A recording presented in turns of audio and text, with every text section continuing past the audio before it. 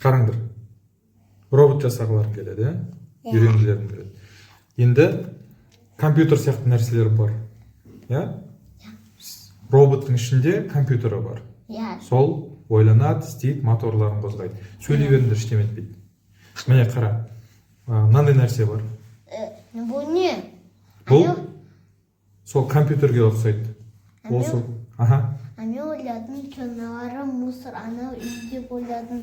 Жоқ, бұл осы жерде осы мынау компьютер сияқты нәрсе есептейді. Оның басқа түрлері бар, мысалы мынау сияқты бар. Енді компьютер деген не, қалай ойлайсың ба? Мен білмеймін. Компьютер деген енді Не істейді ол? Роботты қозғалтады. Жақсы, тағы не істейді? Сендер мысалы мультик көресіңдер, сурет саласыңдар, тағы не істейсіңдер компьютермен? Мен ойнаймыз. Ойнайсыңдар, ойын ойнауға болады, тағы не істеуге болады? Жоқ, жазамыз. Жазуға болады. Иә. Енді қараңдар. Негізі сендер де, бізде адамда компьютер сияқты. Қалай түсінуге болады? Қалай түсінуге болады? Қазір ойланайық. Қараңдар. Мен мысалы саған кезек-кезеге бөлек-бөлек тапсырма беремін. Мысалы, Кәусар саған тапсырма беремін. Мен қазір сандарды айтам, сен оларды қосасың бір-біріне. Дайынсың ба? Иә. 5, 2, 7, 3, 9. 12. Енді қара. Мен сандарды айтып жатырмын. Сен оны қосып жатсың. Алаш, енді саған тапсырма. Менен аузымен ештеме айтпаймын, бірақ қолмен көрсетемін сандарды. Сен соларды қосу керексің. Жарайды.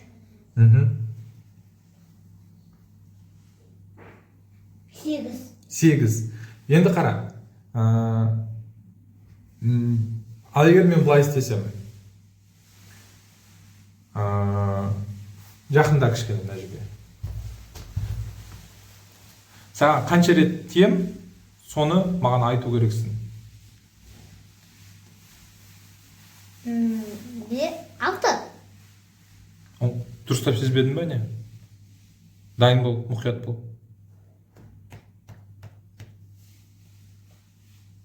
Мен білмеймін. Қалай сен дайын санап отыр? Неше рет тидім мен саған? Сен ұзақ, кішілен тез. Дайындал. 5 рет. Қараңдар, енді сендер не нәрсе болды? Мен сендерге бірінші тапсырма бердім. Мен айтқан сандарды қос дедім. Немесе мен көрсеткен сандарды қос дедім. Егер мен тапсырма бермесем сендерге, жай бүйтіп 3, 7 десем, сен түсінесің ба не істеу керек екенін? Білмейсің, мүмкін азайту керек, мүмкін көбейту керек. Бірақ мен тапсырма бердім бірінші. Мен айтқан сандарды қос дедім. Сосын не бердім? Сигнал бердім. Дұрыс па? Енді Алаш қара, маған қара, көзін жұмбы. Екі қолмен көзім, мен ештеме көрмейтіндей. Енді мен көрсеткен сандарды қос. Енді қалай қосуға болады? Көрдің ба? Сен ештеме көрмей тұрсың. Сен менен ақпарат ала алмай тұрсың. Мен көрсетіп жатырмын саған, бірақ сен ақпаратты ала алмай тұрсың. Неге ақпаратты ала алмай тұрсың? Сен ақпаратты алатын. Мен көріп тұрған жоқпын. Дұрыс айтасың. Енді қараңдар. Сендер қалай компьютер болдыңдар? Мысалы, компьютерға мысалы телефонды алайық, телефонда компьютер сияқты. Телефонның ішіне мен аламда не істеймін? Калькуляторды ашамын. Калькуляторға жазамын 5 қосу 3 деген сияқты. Немесе компьютер бар. Компьютерда қараңдар, компьютер деген не сонда? Компьютер деген белгілі бір ақпаратты өзіне енгізеді, соны бір есептер жасайды, ойланып, сосын бізге айтады. Сендер қалай істедіңдер жаңа? Сендер бірінші құлақ арқылы ақпаратты алдыңдар. Бірінші тапсырманы алып алдыңдар.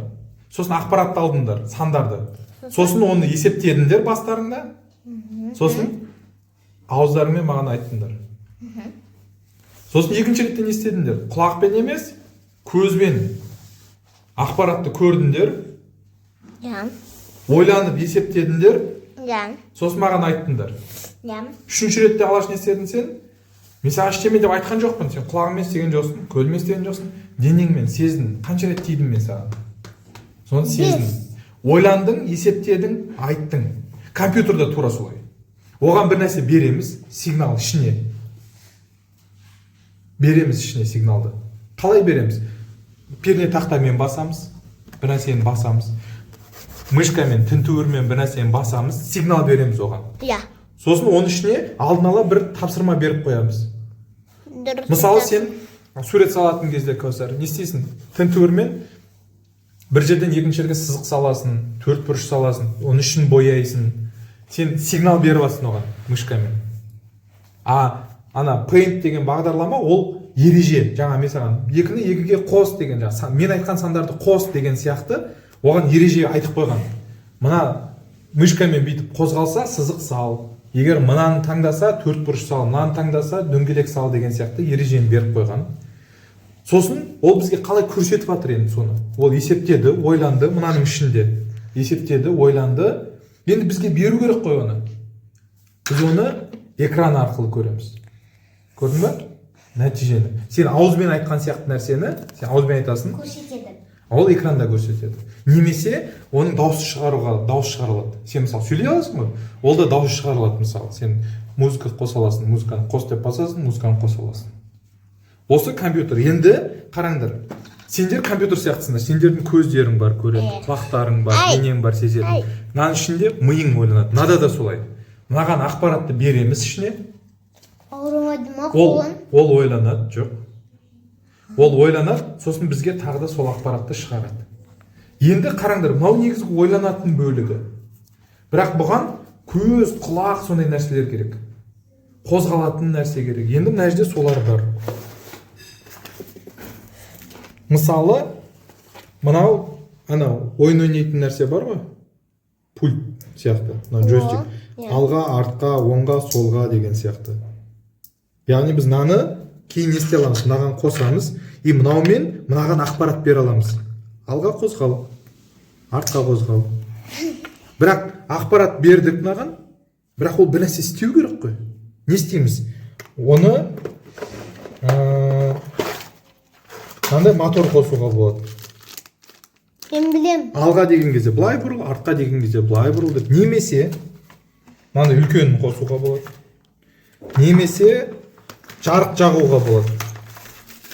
Мына жерде жанатын жарықтар бар. Соларды қосып қоямыз да, мысалы алға болған кезде қызыл жансын, артқа болған кезде жасыл жансын деген сияқты нәрсені бере аламыз. Көрдіңдер ме? Ақпарат кірді, оған бір ақпарат бердік. Сосын оны шығардық. Мысалы сендердің көздерің сияқты мына жерде мысалы мынандай нәрсе бар. Қандай? Мынандай экран бар. Мынаны қосуға болады. Мына жерде жазумен шығарылады ол өзінің жауабын. Мысалы біз бір нәрсе енгіземіз. Тағы не нәрсе бар енгізетін? Тағы бізде мынандай нәрсе бар енгізетін. Мынау тура көз сияқты. Мынау қашықтықты өлшейді. Жақын келдік па, алыспыз ба деген нәрсені өлшейді. Ол сендердің көздерің сияқты. Мысалы мен жақын келсем, сен білесің ғой, ой, жақын келді. Немесе алыста тұрсың, анау алыста тұрды. Мынау да сол сияқты. Енді сен мысалы айта аласың, сен жақында тұрсың, сен алыста тұрсың деп. Енді мынау айта алу үшін оған мынаны қоюға болады. Мынаны қоямыз да, мына екеуін бірге жұмыс істейміз. Ақпарат енгіземіз, алыс, жақын ретінде. Мына жерде жазу шығарамыз. 10 сантиметр жерде, 15 сантиметр жерде, немесе мынау істемей қалады, өте алыста тұрса айтады, тым алыста, ештеме көріп тұрған жоқпын деп. Өйткені бұл адамның көзі сияқты емес, енді әлсіздеу, өте қатты алыстағыны көрмей қалады. Түсініңдер ме? Иә. Бұл осындай нәрсе. Енді келесі жолы, бүгін кеш болды ғой, келесі жолы осыларды қосып көреміз. Келістік па? Иә.